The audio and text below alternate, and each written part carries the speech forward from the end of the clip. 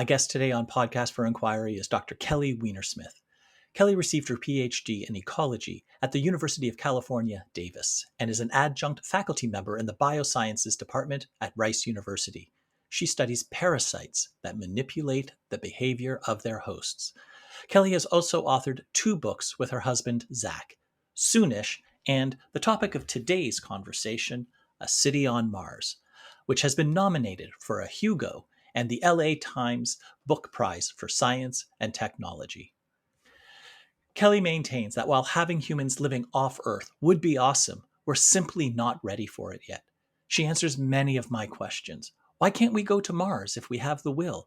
Why can't we all just get along? Why should we expand? Why is building a human settlement in orbit in a space station harder than doing so on Mars or the moon? What laws would apply in any off-Earth settlement? How should we focus our space research? Kelly answers all of these and more, including an epic rant about Helium-3, in today's Podcast for Inquiry.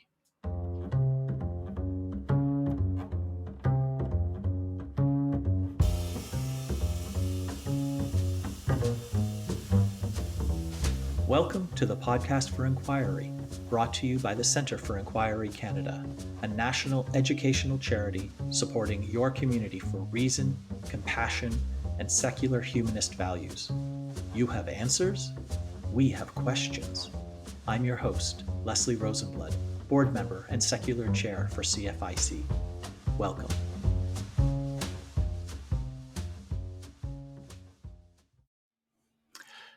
Kelly Weinersmith, thank you for taking the time and speaking with me on Podcast for Inquiry today. Thanks so much for having me. I'm excited to be here. All right, we're going to have a great conversation. I can tell already it's going to be fun. We're going to be talking about your book, A City on Mars. And when I read the title, I had one impression. I got very excited. And then I read your subtitle and I thought, uh-oh, because your subtitle is, Can We Settle Space? Should we settle space? And have we really thought this through? So since you decided to put a question in your subtitle, I'm going to start. That's going to be my first question to you. Have we really thought this through? No.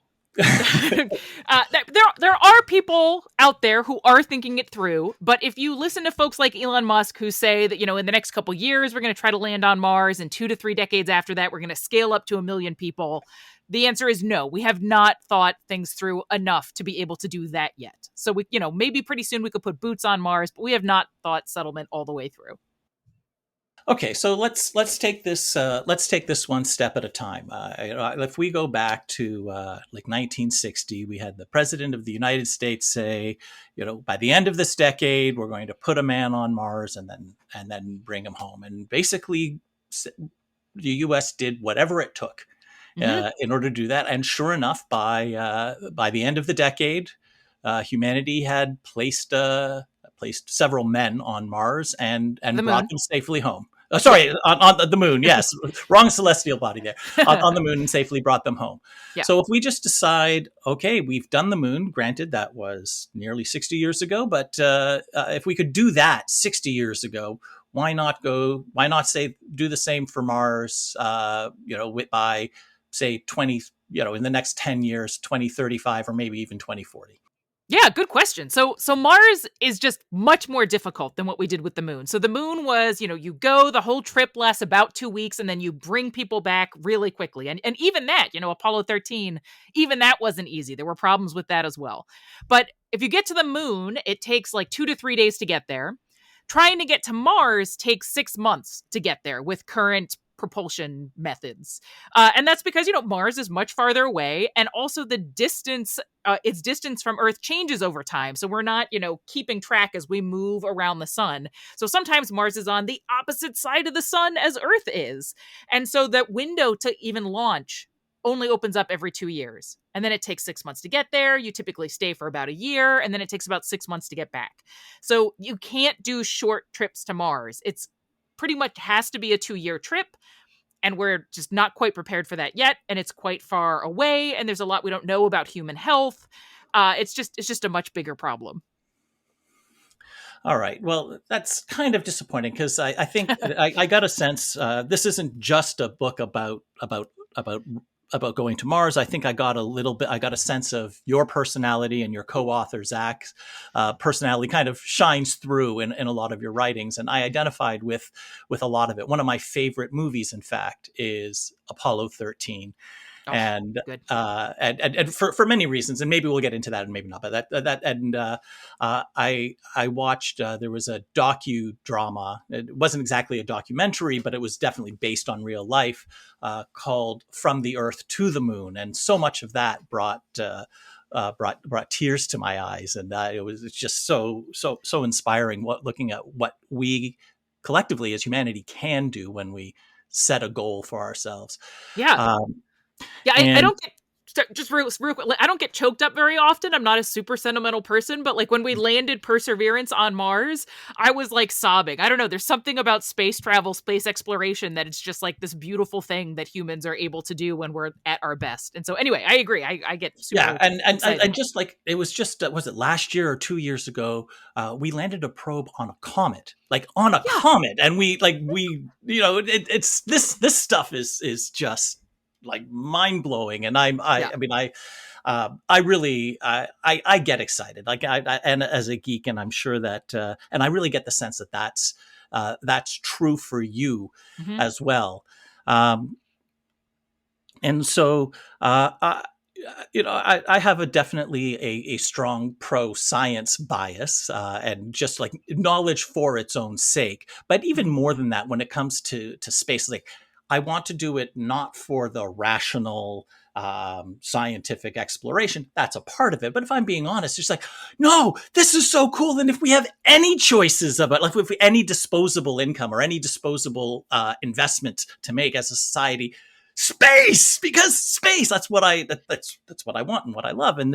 and I get the sense that this was true for you as well as and your co-author Zach. So describe to me the process of writing this book, and if you did, have I just summarized, it was my perspective, was that sort of your perspective coming into it, and tell me how you came to the conclusion that you just gave me, that no, we are not ready, and essentially we're nowhere close.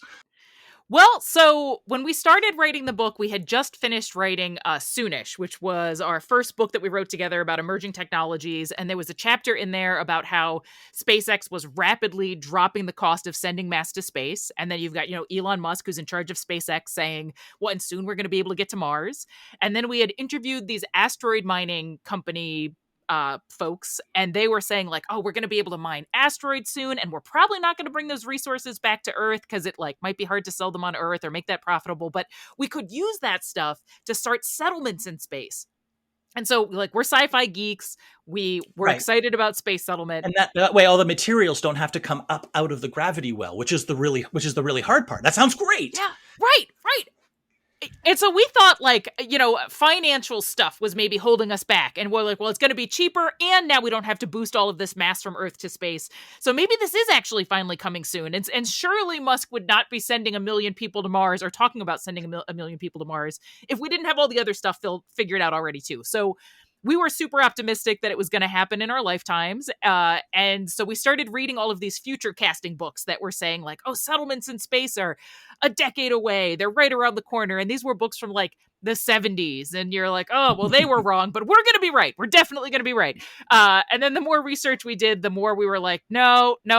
So now we don't end up thinking that it's going to happen in our lifetime. And we also like, we looked at all the reasons for settling space. There are folks who argue that, it's going to save the Earth because you're going to move people from Earth to space, and now you won't have that pressure, that population pressure on the Earth anymore. But we didn't end up feeling like that was a good argument because, like, just to tread water, you'd have to move 220,000 people every day and find homes for them and feed them. And, like, we got like 6 people on the ISS. That's where we are right now. There's no way we're going to scale up to 220,000 people per day.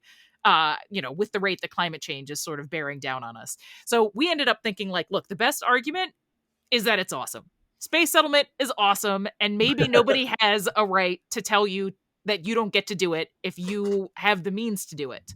Uh, And in the throughout the course of the book, we deal with this argument, and we end up deciding that it's still awesome, but other people should have say in whether you get to do it or not, because there is some risk to Earth as you go through this. And if you want, we can talk about that. But we're also excited about this Plan B idea that Musk is excited about, where you want a backup for humanity to be somewhere in space. In case something happens to Earth. And we should work as hard as we can to make sure that nothing bad happens to Earth. But if something does, having a backup might be good. And while we agree with that, we feel like that can't be achieved in the short term. So most of your energy should go towards making sure that Earth is okay, because it's going to take decades, maybe generations, for a self-sustaining Mars settlement, one that could survive the death of Earth. Okay, so I definitely want to come back to reasons for it and motivations, and should we settle other Mars or anywhere else, any other celestial body. But let's come back to why you say we can't. Like if we had the will, like not just Elon Musk, but just we collectively as a species, we get the biggest space programs on the planet. We imagine a way in which the Americans and the Russians and the Japanese and the Europeans and the Brazilians and everybody else on the planet and the Indians. Don't want to forget the Chinese. They're very important in The this. Chinese, yes. Oh, thank you. Yes, yeah. absolutely. I don't want to leave out anybody. The Chinese, we all agree, kind of. This is what we're going to do. We have the will. One of my favorite scenes from the Earth to the Moon was that there's the people that were building. I think it was the lander, and it was like the president and like the head of engineering are having a conversation, and they said, geez, do you remember when we thought we could build this for $1 million? And the other guy said, he laughed and said, I don't even remember when we thought we could build it for $1 billion. Right? So that's like three orders of, and I thought about it. It's like, that's three orders of magnitude. And like, they didn't say how much it actually cost, but it was like just a huge amount. Yeah. And the commentary, I think, in the same scene or slightly or close to it was, I think that maybe we should start filming what we're doing here so our kids can understand why they didn't see us during their childhood. Yeah. So if we decided with that level of commitment, and not just one country, but as a globe, that we wanted to go to Mars, you argue that we still couldn't do it in any time frame like a decade. And so what's stopping us if we had the will? Well, so first of all, I think that hypothetical if is a huge if. I think a big part of what is holding us back is geopolitical tension, and in particular the fact that China and the US are sort of starting to build up a space race, and we're likely to start our space activities at the moon. And the moon has very small regions that are worth going to, like very small regions where there's concentrated water sources. And so part of the fear is that there's going to be like a scramble for those resources. But okay, so let's accept your if. Right. And then we'll come back to reality, okay. Human reality, human created reality, I promise. And that is important. But for now, I want to talk just in principle, given the physics of the universe. Okay. So if we all agreed that we were going to invest loads of resources and we were going to work together because it was critical that we get to Mars as soon as we can, some things that would slow us down would be, all right, so if you want a settlement, by definition, you need to have families and you need to have generations, which means you need to know that women can get pregnant, those pregnancies can carry to term, and the moms can survive the pregnancies, the babies develop in a healthy way, and they're able to repeat that process over again. Right now, we really don't know that can happen. So Mars has 40% of Earth's gravity, and we don't know if that's going to be a problem. So on the International Space Station, astronauts who have been up there for about every month that they've been up there, they lose about 1% of the density of their bone in their hips. And that's a lot. And we don't know it, but so they're in constant free fall. So they're essentially experiencing no gravity. But we don't know if 40% gravity on Mars is going to be sufficient to drop that to zero, or is that going to drop it to like 0.1%? But now instead of, a stay that maxes out at around a year, you're talking about decades of your life spent in this environment. And so, our hip's going to be strong enough when it comes time for labor to kick in. we don't know. I wouldn't want to be the first woman to try that out. We we also don't understand space radiation very well. So radiation in space is different than what we typically experience here on Earth, but our astronauts have mostly been protected by the magnetosphere. So they don't get exposed to galactic cosmic radiation and like solar storms for the most part. They get much less of it than you would get on the surface of Mars. So we don't really understand what that's going to do in terms of causing cancer, in terms of maybe causing, genetic defects in our gametes. There's just a lot that we don't know about whether or not it'll be safe to give birth on Mars. So I would like to see us go to the moon, for example, where you've got about 1/6 of Earth gravity. You're exposed to all of the space radiation like you would be on Mars, and like run a few generations of rodent colonies and see if that works well. And then scale up to maybe like dog colonies and see if that works well. And that would take time. And so that would slow you down. But if we decided like we are all investing in this, maybe we could get that research station out there in like 5 years. We could get the data that we needed in like a decade to feel confident. So that could happen in our lifetimes if everybody decides we're spending loads of money on it. I don't see an easy profitability like scheme to pay for that. So you might need government to be paying for that. And then the other problem is closed loop ecosystems. We don't really know how to create systems that recycle waste, generate oxygen using plants, and like it will always be expensive to send stuff to Mars. So we're gonna need to recycle what we've got, and we don't know too much about how to do that, and that would take some time. So there's just huge gaps in our knowledge that we'd need to fill before we could confidently uh, okay, right, before we could confidently say yes, we can have a settlement that will survive and ideally even thrive. Yeah, thriving is the goal, I think. Yeah, there's a lot we still need to know. Okay, and I guess when you're talking about the effect of 2 generations in space, there's not really a way that we can shortcut that research by throwing more money or more brains at the problem. We have to actually do the experiments, take the time to get the results and analyze them, and move on. And that's going to take it's going to take time. Yeah, biology and ecology. So I'm an ecologist by training. These things are slow. And if you've got a lot of money, you can replicate a lot of experiments and have them all running at the same time. You can shorten things, but there's only so much you can shorten stuff. At some point, you got to wait for those generations to turn over, and that just takes time. All right. So even if we had the will, we have to be patient. But there's a lot of human caused problems, which we talked about just a few moments ago, that would stand in our way that make a planetary species wide effort to colonize Mars unlikely. So let's talk about essentially why can't we all just get along? Well, so in the past, we have managed to all kind of get along. So as the Cold War was heating up, here's the part where we don't get along. As the Cold War was heating up, we were setting off nuclear weapons in space. It was looking like space was going to be another place where you have to worry about sort of nuclear waste and nuclear explosions. This kind of freaked out the whole world.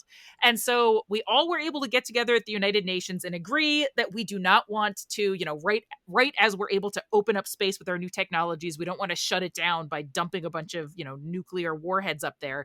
So we all came together and agreed on the Outer Space Treaty of 1967.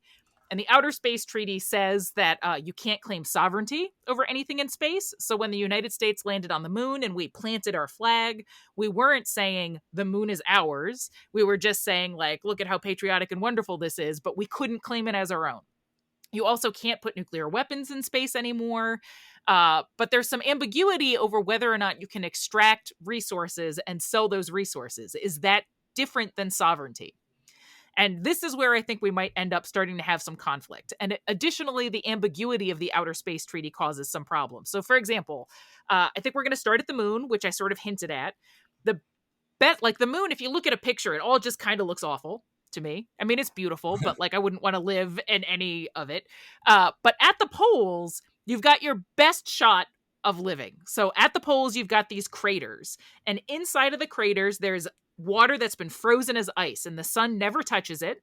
And so it's the biggest source of water on the moon. And it's not a very big source. Like there's this man-made lake, and I think Arkansas called Sardis Lake. It's a lake none of us have heard about because it's not big enough to be on like any of our radars. And like the amount of water that's projected to be in the poles is like 10% of that. It's not a lot. But there's some water there. And the rim is up high enough, and because of the way the sun sort of glances off the poles, if you set up solar panels on top of those rims, you could get sunlight over 90% of the time. They're called the peaks of eternal light, but that's a bit of an oversell. They're like the peaks of the almost sort of eternal light. All right. So you But have if a you're source of power, you have a source of water. These are both essential for human life on the moon. Yep. Yep. And at the equator, you have to deal with a period of darkness that's equivalent to 2 weeks on Earth. So solar panels are not going to be great there, and there's huge temperature swings. The temperature swings are much more moderate at the poles. But these are very tiny little, like, you can measure them in football fields or something. They're not like the size of states. They're very small. So if somebody comes and lands on one of them, they could essentially like block everybody out, and they wouldn't be everybody else out. So they wouldn't be saying this belongs to me. They're not saying I'm sovereign over this territory, but could they extract the resources and, use the water? There's been some proposals to extract that water and then sell it as propellant to go somewhere else. So if you split water into hydrogen and oxygen, you can react those things violently and you can send rockets back up into space. So the question is, are you allowed to do that? And then also, are you going to make other countries angry if you set up shop on the poles and now, for example, China can't go there if they want to go there? So this ambiguity about, how long you're allowed to stay in these best places and what you're allowed to do with the resources when you get there could create, geopolitical tension between nuclear wielding powers. In particular, China is, saying they're interested in these poles, and so is the US. And so I am not seeing a likely path where China and the US are like, okay, well, just like you get the North Pole, I get the South Pole, we're all going to be cool about it. But I think there could be conflict moving forward in that regard. Okay. Yeah. So there's I guess anytime there's ambiguity, there's going to be somebody that's going to game it as far as they can while staying technically within the letter of the law and the agreement. So that's kind of what you're predicting, is that very human trait that we see all the time in all kinds of places will replicate when it comes to not claiming space or areas on the moon, but de facto having exclusive use of it. Now, you Yeah. mentioned also when we started that there were that we might, one of the reasons that we might want to go into space is that if there's some catastrophe on Earth, it's like a plan B. Our species won't go extinct should there be a planetary wide extinction. But then, and I'd like to get to that, the reasons that we might want to explore. But before that, you also hinted that there might be dangers to Earth if we expand into space without thinking it through. Like, it actually would be bad for us. As cool and awesome as it is, and we're agreed on that, as cool and awesome as it is, it might be bad for us to get into space. And that's kind of the opposite of where you and I started with, because it's awesome. So Mm-hmm. why would it be, or why, sorry, not why would it be, but why could it be bad? What are the risks to expanding into space at all, or before we're ready? Aside from the obvious risks to to the astronauts and the explorers and the pioneers, the first person to go to Mars, Mm-hmm. it's a very risky venture, so they might die. But that's not what you're referring to. You're referring to those of us staying back here on Earth. Yeah. Yeah. So I think near term, the biggest fear that I have for Earth is that you will kick off a new Cold War, this time between China and the US. And it might not go as quote unquote well as the Soviet US Cold War went. And so, now that we have more nuclear weapons and more countries with nuclear weapons, that's a little bit scary.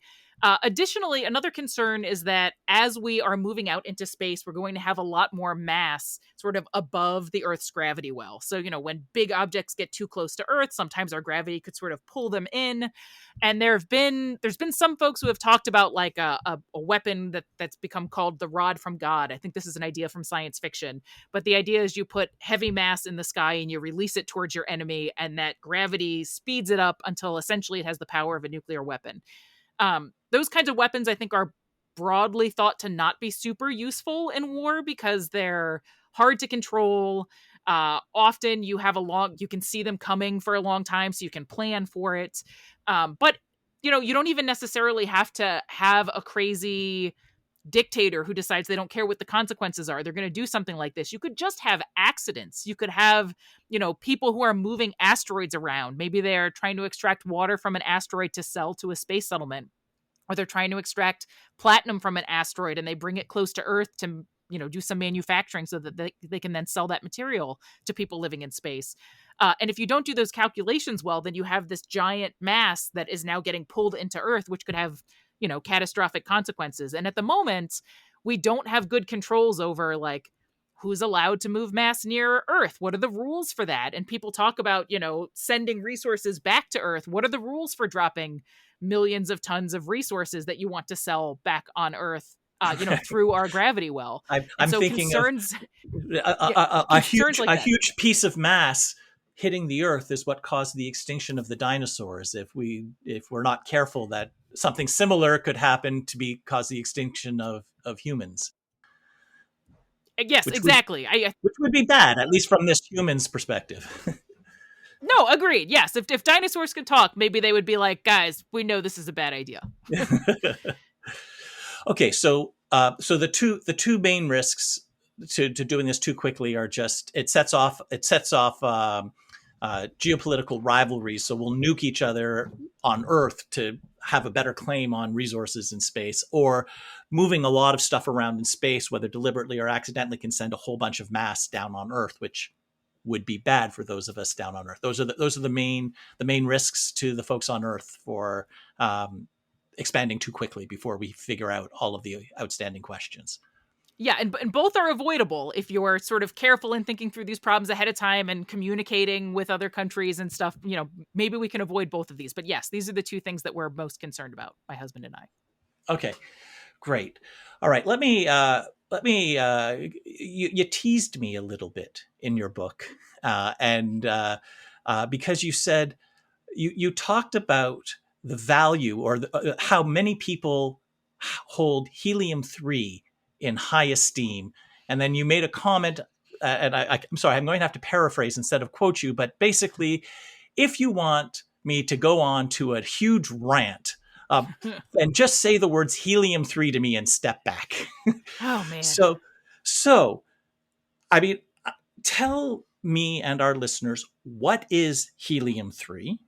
Mm-hmm. Why some people hold it in high esteem, and why this is so triggering for you. And I'll just I'm stepping back now. Well, so fortunately for you, we're not in the same room, because I'd probably start accidentally spitting as I get too excited about this topic. But anyway, so helium-3, it's an isotope of helium. It is more concentrated on the surface of the moon than it is on Earth. And it's found in the regolith on the surface of the moon. So regolith is the nasty blanket of jagged, sharp dust that's on the moon's surface. And, on Earth, our dust is exposed to water and rain that sort of rolls it smooth, but that's not what it's like on Mars. It's like you put it under a microscope. Sorry, on the moon. You put it under a microscope, and it's like these tiny little jagged knives, and so you have to worry about breathing them in because they might scar your lungs and cause something that on Earth we call stone grinders disease. But additionally, it's electrostatic. It's very abrasive. And so if you wanted to go through and mine it out of the regolith on the moon, you would need to essentially have machines that we don't even know how to make yet to extract this stuff from this very harsh, hard to work with material. And it's concentrated, but it's not it's super concentrated. So you'd probably still need to go through, and I'm forgetting the exact quantities now because people have avoided talking to me about this for a while and it's starting to get shady. But it's like football fields worth of this regolith would need to be worked through for a couple grams or something. So it's not that concentrated. It's just more concentrated. And how does that compare to mining on Earth? When we talk about mining for gold or copper, right? Mm-hmm. It's there's not a mountain of copper, right? There's a mountain with some copper in it, or gold, yes, or whatever mineral it is that we value. So mm-hmm. How does the concentration of helium-3 in the moon, because nothing is super or very little things are super concentrated. How does that compare with pretty much standard mining concentrations here on Earth for the things that we already mine? That is a great question, and I don't really know. I don't know how okay. Gold mining, for example. I'm sure it depends on where you are and what mine you're working on, how deep you've gone. All right. So then, all right. Yeah, yeah. So But why do we care about helium-3? Why do we want it? What's it good for? so it's used in some medical applications, but most of the folks that I've talked to are excited about using it for fusion reactors. So fusion reactors, the power, the energy of the sun comes from a reaction called fusion, where atoms are coming together and releasing energy. But we don't really yet know how to do this well. So we can't do fusion in a sort of concentrated, what's the word that I'm looking for? Controlled way to get power out of our reactions yet. There's some reason to hope that we're getting close to that, but most of the so folks want helium-3 for these reactions that we don't currently even know how to really make work yet. And if you did know how to make them work, helium-3 is used for a more complicated version of these reactions that people aren't trying to bother with because it's already hard enough as it is. And you can get this stuff on Earth. You can get it, for example, some pre-existing nuclear power plants can produce it as a waste product. So there's ways to get it on Earth that must be much cheaper than mining it out of the horrible regolith on the moon. And there's just not even that many uses for it here. So it doesn't seem to me like you're going to be able to create a lunar economy out of this helium-3. But everybody cites it as like, we should go to the moon for helium-3. And I think the reason they stick to it or cling to helium-3 is because there's just not a lot of good stuff on the moon. Like Michel von Pelt wrote a book and he said if there were gold bars on the moon, it wouldn't even be financially worth it to go pick up those gold bars and bring them back. And he's an ESA scientist who sort of studies stuff like this. And so it's expensive to go to the moon. Mining on the moon is going to even be harder. I just don't see the point. Right. And for those that are interested in fusion, we actually had an episode of Podcast for Inquiry back in February of 2023 about the current state of fusion in our research Oh, cool. and its potential for in the years to come. So anyone who's interested in that tangent can go back into our archives and listen to that episode. Okay, so helium-3 exists on the moon, not that concentrated. Even if it was, not that useful. Okay, I'm glad that I survived that rant. Thank you for sparing me. Let's go back to another thing that we brought up earlier, and that is, okay, it's going to be expensive. It's going to be hard. There are huge challenges associated. We've talked about all of that. Why should we consider expanding human settlements to celestial bodies? Like, what are the arguments in favor of going to Mars? And I mean, if you want to spend some time on why it's awesome, I mean, go ahead. I'm happy to indulge that because I think it would be awesome. But Mm-hmm. I like beyond that, which, I mean, let's be fair, that's your bias and mine. Yeah. So you can talk about the awesomeness of it, but also what are more grounded reasons to want to expand, to make the research and the expense and the challenge a worthy one for us to undertake, given there's no shortage of challenges facing us right here on Earth. Yeah.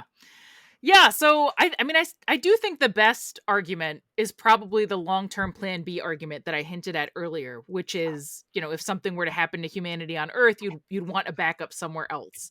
That's going to be hard to accomplish, creating a settlement that could survive the loss of Earth, but I think it's worth doing and fun, and we'd learn a lot along the way about planetary science, about life in harsh environments, about how to recycle resources, which is something that, we maybe want to be able to do better on Earth as well. And for sci-fi geeks like me, it's just kind of cool to imagine some people like waking up to a sunrise on Mars. That sounds awesome. Even though, to be honest, I don't want to be the one who wakes up to that Martian sunrise. I think Musk has even said that he wants to go for his retirement, not necessarily much sooner. And he wants to, I thought this was funny, he wants to die on Mars, but not on impact. But it's not the fall that kills you, it's the sudden stop. That's right. But there's all of these arguments for going to space that sound good, but when you start thinking them through in a little bit more detail, I feel like they don't really hold water. All right, so take me through a few of those. Like what sounds good but don't hold up. All right, so Some folks will argue that we need to go to space because the resources and the extra land will reduce the risk of war on Earth and maybe even will eliminate the need for war on Earth. And so the argument goes that, that wars are about wanting resources or more land, and space is so vast that at least for the next, 10 plus generations, we'll have more than enough resources and more than enough land than we could ever even imagine needing. So we won't need to go to war So, anymore. so basically, there would just be a superabundance of everything. Why fight when you can have all of everything that you can possibly want? Right, exactly. And so we reached out to some scholars who study the causes of war, and they were very clear that war is not often about resources. And in fact, sometimes countries seem to go to war because they have so many resources that they feel like they've got enough resources that they can probably successfully attack their neighbor, and now's the time to do it. And so, which is sort of the opposite of what you would expect if resources stop war. And additionally, land is important, yes, but humans also attach cultural and social significance to particular pieces of land. So you couldn't go say to Putin, how about you give up Crimea for a comparably sized chunk of Antarctica? Or actually, we'll just double it. You can have twice the size of that land in Antarctica. That's just not going to work. It's not just any land. Like, we get excited about particular pieces of land. So again, war scholars say that's probably not gonna happen that way. Um, and then there's this idea called the overview effect, where you go to space and you look down at Earth from space and you notice that the Earth is delicate. It has a thin atmosphere. We need to take care of it. And also, you can't see borders between countries. And so all of these conflicts that we create, they're all in our minds, and they're all part of our like geopolitical institutions, and they don't need to be there. Earth doesn't actually have those borders. So if you send more people to space, they're going to get this like cosmic overview effect, and we're gonna be more peaceful on Earth, and we're gonna take better care of Earth, and it's gonna be good. Um, but I feel like I believe that going to space and looking at Earth is probably a profound experience. One group that measured it found that the like behavioral impacts of seeing Earth from space are similar to what first time moms experience. So that's another profound experience. And despite the incredibly high cost of the American medical system, I think it's still a cheaper experience than sending an astronaut to space. But but like I've gone to PTO meetings, and like moms are great, but we're not like perfected human beings. We still fight with each other, and you can actually still see borders from space. You can see the border between North Korea and South Korea because it's dark in North Korea, and South Korea's got lights and people. You can see the border between Pakistan and India because it's lit up, because those conflicts are like so profound you can see them from space. And I think when you land on Earth, you can't just make our geopolitical problems go away. Like, seeing them from space, you not noticing these problems from space doesn't make these problems not real on Earth. And so I don't buy that either, and that makes a bunch of people like not want me at their parties. Have there been any studies that showed that actual astronauts who have gone to space, like, do they have lower rates of like domestic violence or crime than either the general population, or actually no, not that, but like than they did before they went up into space? I mean, these people are selected to be psychologically stable, and so they're educated, they're wealthy compared to the general population, so they're probably going to have a lower crime rate than the general population. But has there been any noticeable difference that we've measured on the? There's now been a couple hundred people that have been to space. Any 600 change? plus. 600 plus. Okay, so Mhm. has there been any changes in them that we've noticed from who they were or how they behaved before they went into space and when they came back? And has this observer effect actually been observed? Has the observer effect been observed to be effective? So we stopped researching the book about 2 years ago. So if something more recent has come up, I won't be aware of it. But all of the analyses that we found were based on surveys that you give to astronauts. And one of the main paper that we found, it was a survey that was given to a group of astronauts who joined this organization where the thing is they're all like together to talk about how profound the experience is. So it's already a self-selected group. And the survey had questions like, do you care more about the planet? Are you less interested in political divides? Like stuff like that. And on average, they reported to do things like care more about the planet. Although some people noted that the survey didn't include an option to say you cared less after coming back from space. So the only option was no change or positive change. Right. So slight bias in the study design there. Right. Well, and nothing was quantified. So they didn't like is saying I care more about the environment. Does that mean like you never miss putting out your recyclables on like to the curb on recycling day? Or does that mean you are running for a position in the Senate because you really want to see more clean jobs or something like that? Like there's a big difference. Right. How much of a behavioral change do you get for those points on a survey? It's very unclear. And then there's also astronauts who go up there and they'll say the overview effect is ridiculous. And there's astronauts who come back and have mental breaks and appear to try to kidnap their ex-boyfriend's new girlfriend. And they still come down and cheat on their spouses. They're humans like the rest of us. Like they're, the best of humans, but they still make the same mistakes we make. So there's, as far as I can see, many of them will report that it was a profound experience that changed the way they look at life. There's not a lot of great evidence that is turning into action. And for each person where you can say, oh, well, that person anecdotally does seem to have changed their behavior in a good actionable way. There's another person who is doing something bad where you'd say like counteracts it. And so it has not been quantified as far as I know. Okay. So there's so much that I want to talk about. I want to talk to you for several hours. This is a problem I have with many of my guests because these are just fascinating conversations. So let's talk not just about Mars, but even something closer, possibly, right? Like there's a possibility, at least in principle, of a moon settlement. There's a possibility of essentially a ISS plus plus plus, right? We could set up a space station around Earth, which would be much closer than the moon, or something on the moon, which is much closer than Mars. Now, something that you wrote that actually surprised me. There's a lot of things that I'm not a scientist myself. I tried to come in with no preconceptions, but you wrote something that I was like, wow, I would not have thought that to be true. And that was that it would be much, much harder to set up a more or less permanent space station in Earth orbit at whatever level than it would be to set up a similarly sized or a permanent settlement on the moon. And I thought, wow, why would that be the case? Like we're a lot closer. We'd have all of the advantages. You don't have the gravity well. If you like a Babylon 5 type spinning station, you could have some artificial gravity.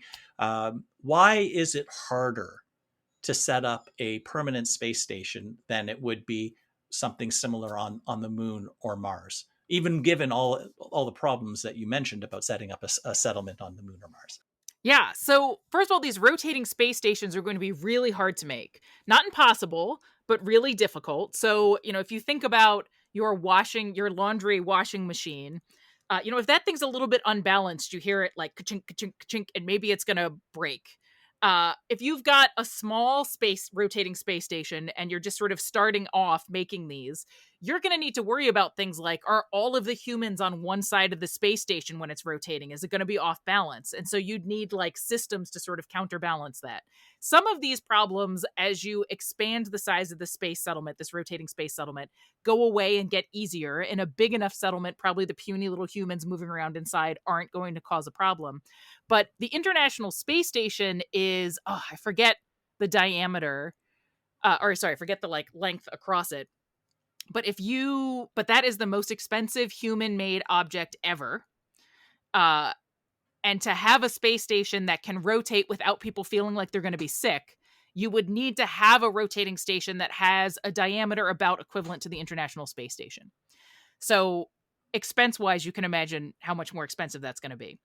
You also are going to need to worry. So like when you look at a lot of the artistic renderings of these space stations, they're like these beautiful glass, like almost look like bicycle tires that sort of rotate. and you can look out at the heavens. They can't be made of glass, for starters, because you're going to get baked by space radiation. So you're probably going to have to take some of that regolith from the moon and like pile it around your station. So they're going to look different, and that's going to be a hard thing to do. Additionally, if you've got everybody's connected by this big open air space, there's debris in space. And if some piece of debris comes through and shoots through your glass, now you've depressurized the entire habitat and everyone's going to die all at once.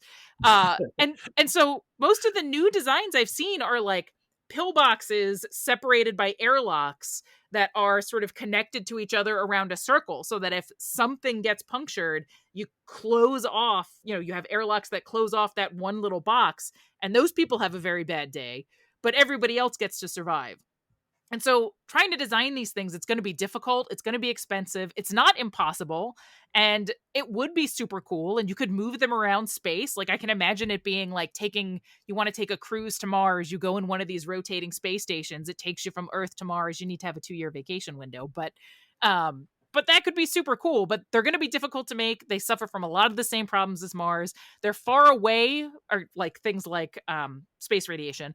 They're far away from all of the resources. So, Mars, you've got water.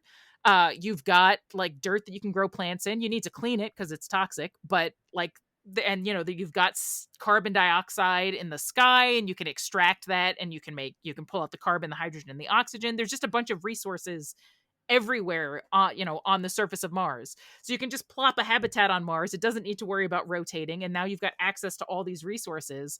Rotating space stations, you got to figure out where you're going to get your resources. You need to have mining operations to bring them back. It gets complicated and expensive quickly. I think we could figure it out eventually, but I see settling space as a really hard problem to begin with.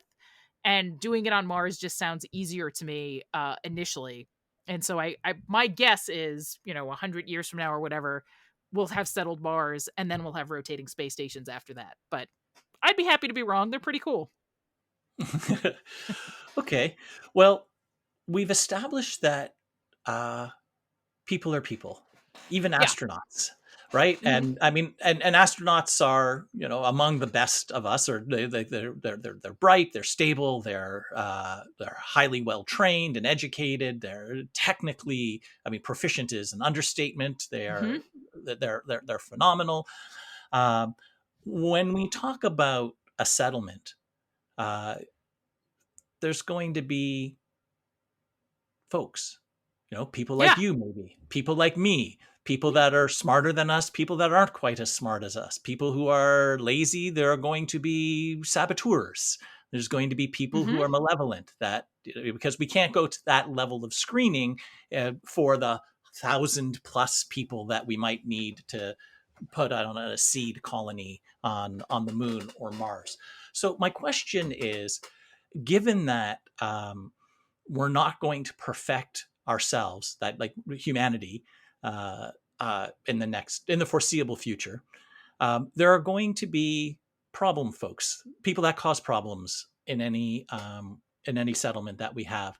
What kind of governance would take effect? Like, what will be like, if I commit a crime here in Canada, which is where I am, then there's like Ontario law, my province, Canadian law that applies. You are in the United States. Many of our countries are similar, right? Our laws are similar, but there are things that are illegal in the United States that I can do here. There are things that I can't do that you can do, because different countries, different jurisdictions, different laws apply. There are going to have to be rules, whether you call them laws or regulations, that govern people's behavior, and with punishments and encouragements and so on. What would apply on the moon or Mars or a space station? Yeah, this is such a fun question. So according to the Outer Space Treaty, when someone goes to space, they remain the responsibility of either their home country or the country that launched them to space. So presumably they would be, bound by the laws of one of those countries.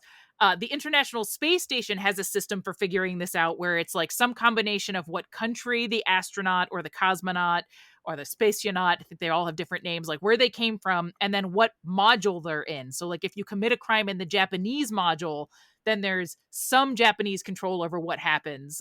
Whereas if you commit it in a US module, then the US has some control over what happens.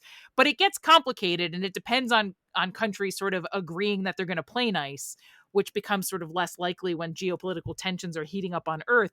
But when you think about what's going to happen on Mars, if somebody commits murder on Mars, they're so far away that, like, maybe you could have a virtual trial and maybe that would happen, but it limits what you're able to do with that person afterwards. So, you could say, okay, we've got an airlock, we're going to create this space, and we're going to, like, pay the extraordinary cost of, like, providing you with oxygen and food that's really hard to acquire on Mars. Earth just provides you with a lot of that stuff. Mars, you got to generate everything. We're going to, like, take the risk that you're going to be able to find some way to puncture your habitat and, maybe, like, break this, pressurized system that we've managed to create. So that's sort of dangerous. And so, I think there's some reason to think that there could be more corporal punishment on Mars, just because of the very high cost of incarcerating people. But these are things that we should be thinking through now. Like, what will happen on a Mars settlement if somebody commits a murder? What is the plan for that? And I think the answer is going to be that each country that sends out and starts a settlement is going to need to have rules ahead of time. Or if you create an international system, those various countries should come together and figure out the rules ahead of time. It does get tricky. There have been some cases of, like, crimes that happened at the poles, where you're again on, land that presumably doesn't belong to anybody, but you still need to figure out what happens.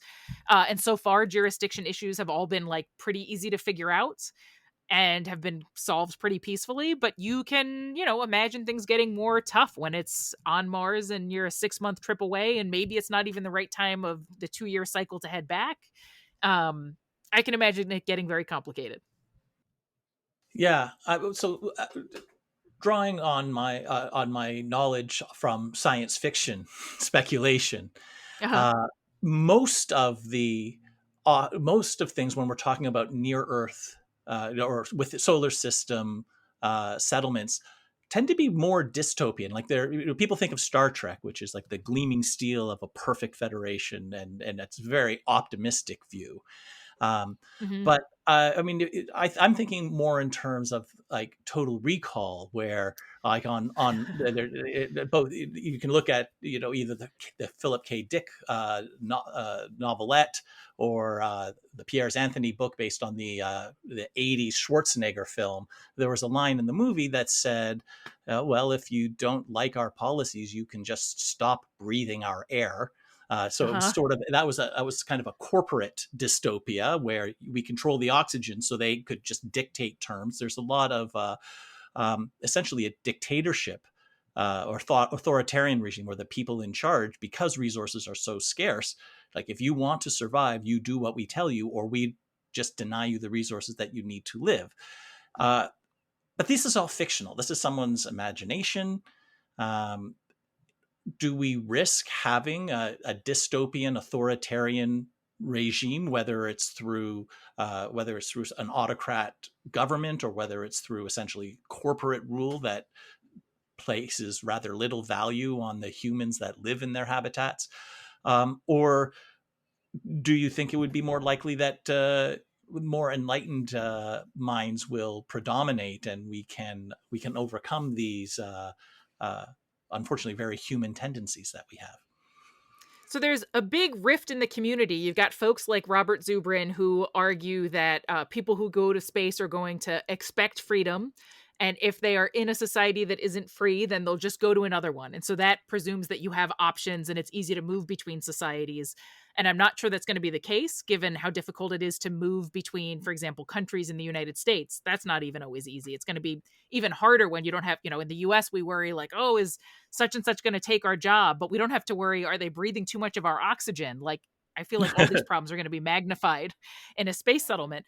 And then there's what I think of as the Charles Cackel camp. And so he's a UK scholar who's really interested in how are we going to make sure that liberty, follows us into our space settlements. So he has a podcast, or not a podcast series, of YouTube series where he puts, like, his conferences online, all about extraterrestrial liberty. And so he talks about how you might be able to design habitats to ameliorate some of these problems. So you're right. So a person running a company could say, Well, if you don't like it, I'm just shutting off the oxygen to your module. And so could you plan ahead so that every home has its own oxygen generator and its own carbon scrubbers, and sort of find some way to make things more self-contained instead of more centralized, so more difficult for one Wow. company or one government to So, control? so what you're saying, so we started this by saying creating a self-sustaining settlement on Mars is an incredibly difficult task that we're not ready for yet. And now what you're saying is that the solution that we have to these human tendencies is not to create a self-sustaining settlement, but to create self-sustaining households. Yeah, I guess that are linked together. And maybe they all garden together or something, but yeah, in general, if you have one person or one company, or an autocrat or something in charge of things that you need to live, that can be concerning. And So so we you we you have need. to eliminate the choke points so that one person can't say this essential thing that you need. I'm the only one that can provide it. So it's kind of a anti-monopoly Right. argument here.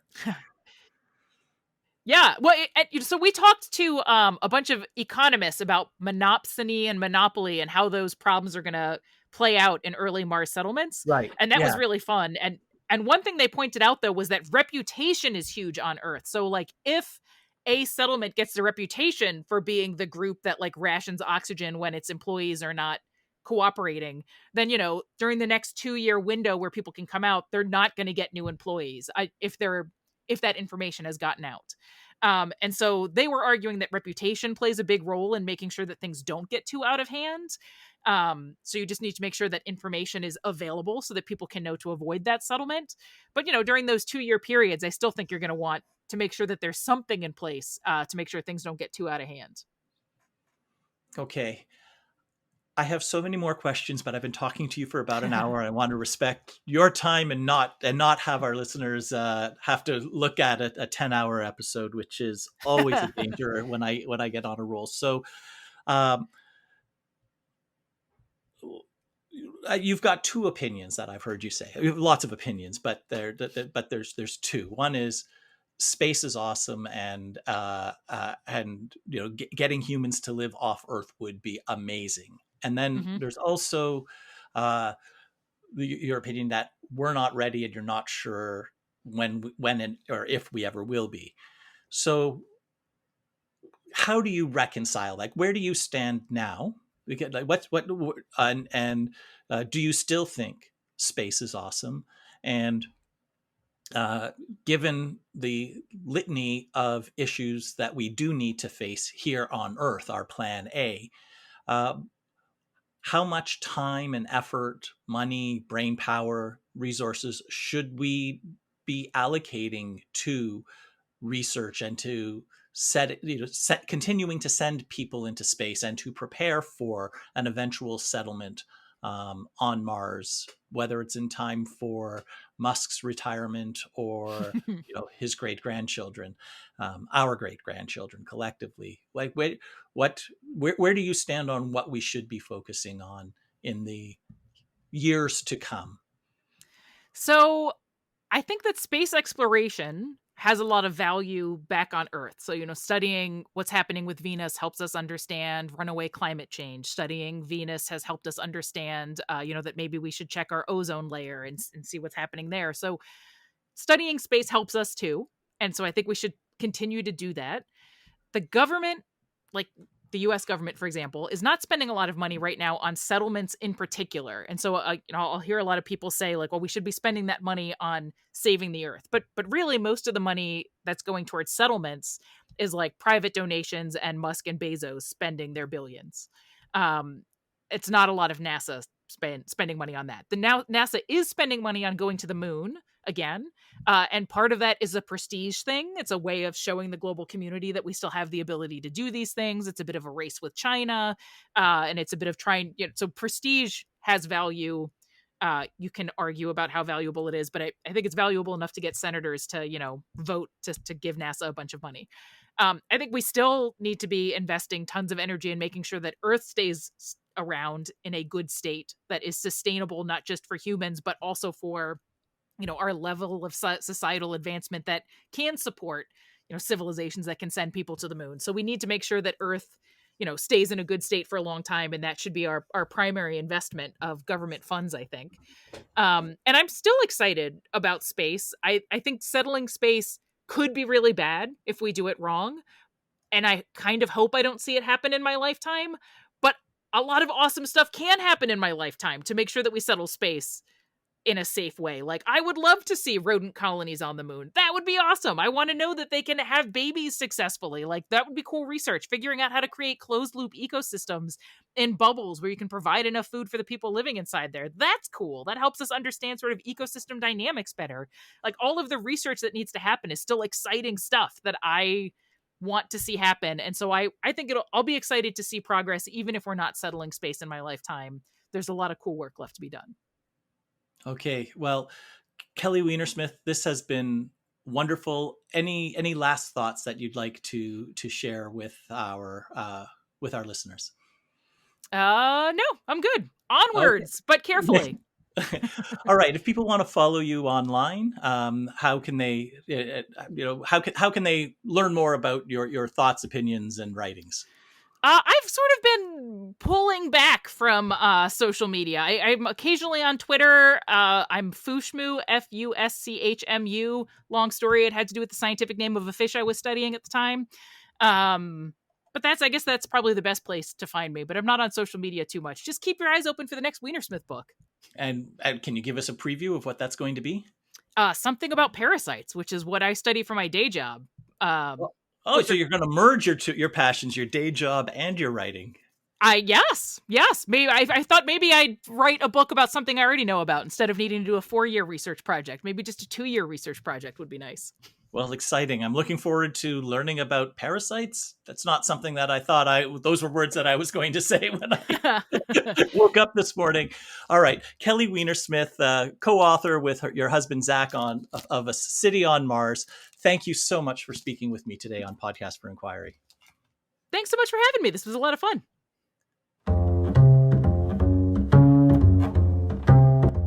If you enjoyed today's episode, please show your support at patreon.com/podcastforinquiry and give us a 5-star review. Email us at podcast@centerforinquiry.ca. We'd love to hear your perspective. The Podcast for Inquiry is brought to you by the Centre for Inquiry Canada, a national educational charity supporting reason, compassion, and secular values. Help us support rational discourse and evidence-based decision-making by becoming a member at centerforinquiry.ca/join. CFIC is on the web, centerforinquiry.ca. We are on Facebook, and follow us on Twitter or X at CFI Canada. Podcast for Inquiry is produced and edited by Zach Dumont and Martin Zielinski. Music by Anthony Lazaro. I'm your host, Leslie Rosenblood. See you next time.